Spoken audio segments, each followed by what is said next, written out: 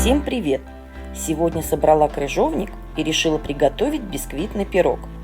Пирог из теста на сливочном масле, верх которого украшают ягоды крыжовника, получается не только очень вкусным, но и красивым. Итак, начнем. Подготовьте необходимые ингредиенты.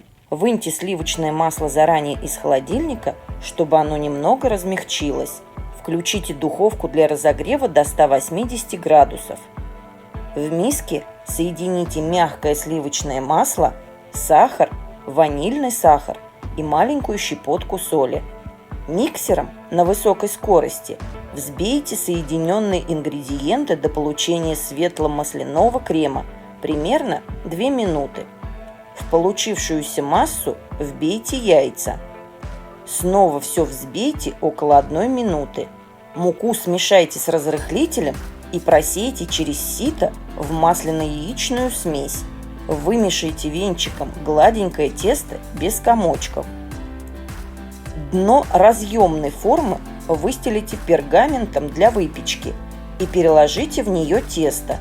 Разровняйте поверхность лопаткой. Оборвите веточки с ягод крыжовника, промойте его в холодной воде и обсушите на листе бумажного полотенца. Теперь у каждой ягодки обрежьте хвостики. Выложите подготовленный крыжовник на поверхность теста. Отправьте форму в разогретую духовку и выпекайте пирог с крыжовником при температуре 180 градусов минут 30-35. Все, бисквитный пирог с крыжовником готов. Извлеките пирог из формы, переложите на решетку или тарелку и дайте выпечке полностью остыть. Разрежьте вкуснейший пирог с крыжовником на порционные кусочки и подайте к столу во время десерта. Всем приятного аппетита! Пока-пока!